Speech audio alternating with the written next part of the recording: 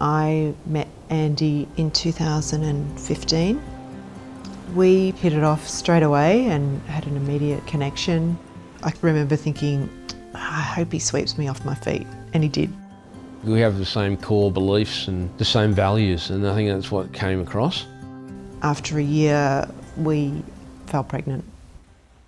Throughout the pregnancy, we did the harmony test and everything came back normal. Grace's heartbeat started to fluctuate and the nurses were saying she needs to come out.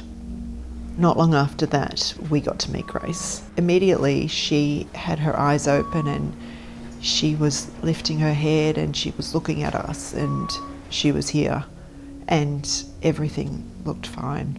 Grace was just there looking at us, her big eyes just staring at us. I was just in my own world with three of us.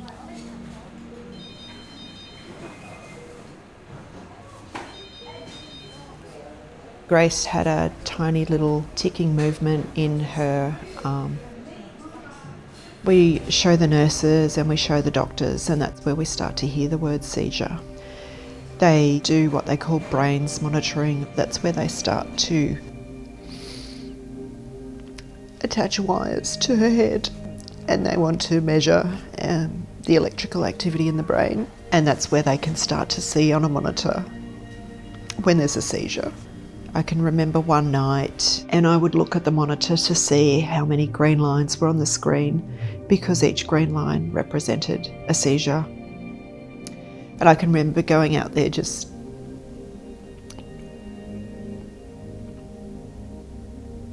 hoping and looking up and seeing half a dozen green lines. Even on all the medication, she was still having seizures. And I think that's when doctors knew that this was sinister. At 6 weeks old, we received confirmation that Grace has KCNT1, an extremely rare, non-hereditary genetic epilepsy that is medication resistant. They're going, she won't walk, she won't go to school.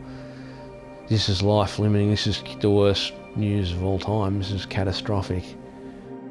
As Grace has grown older, there have been both wonderful moments as well as frequent life and death moments. The worry for your child never stops. With a condition having such a profound impact on your child's development, your worry only intensifies. Good girl. You're okay. It's alright. Good girl. It's alright. Oh, good girl. You're okay. You're okay.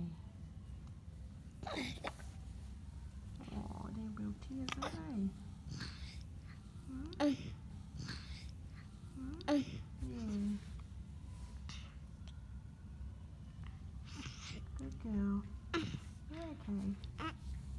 It's okay. Good girl. Good girl.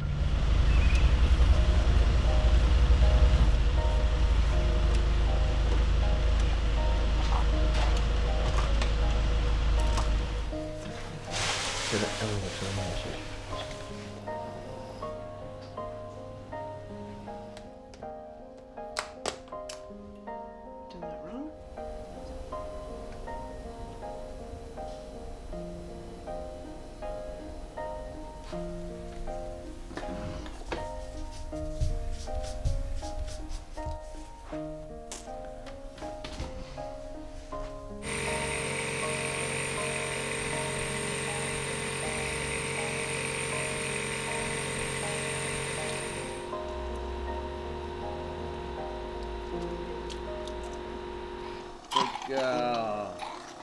Did it?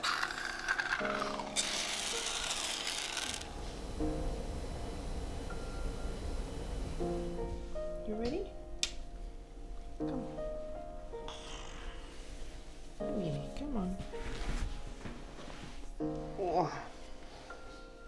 Yeah. Oh, I'm really asleep. She just woken up suddenly and You woken has stiffened, and She's not stiff now. she's a little bit stiff. Yeah, so I can't move her head like I normally can.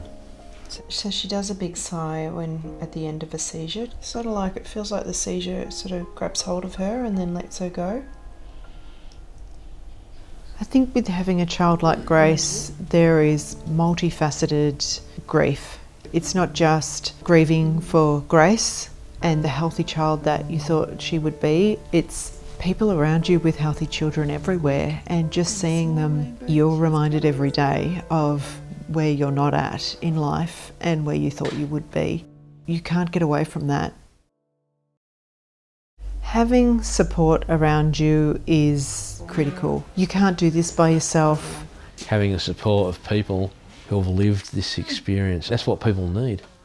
For me to speak to somebody who's lived this experience would be 100 times better than just going through it alone and just surviving on just your family and friends who are there to help you no matter what's happening to you, but they don't really have the experience of what you're dealing with. How do we help other families in this situation, knowing how tough it is, the challenges to your physical and mental health, to your own relationships, to your finances, getting through your day-to-day life and the changes that you need to make. We've lived this experience and we want to put something back in as well. That's our purpose, for not only for us, but as a legacy to Grace. The whole point in sharing our story with you is to gather support to help other families. Our vision is to establish a family retreat located on acreage on the south coast of New South Wales, providing short-term accommodation with a purpose-built facility for severely disabled children and their families. Building sustainably using passive design with a strong connection to nature, we hope to provide much-needed therapy to enable families to rest, renew and rejuvenate, along with tailored support services to help them continue their journey. The retreat will also support local community and local businesses. We are hopeful of achieving this vision and remain inspired by the generosity of others, particularly when it comes to helping profoundly sick children and their families. We can't change the outcome for Grace, but hopefully we can change the outcome for other families to make that journey significantly easier for them.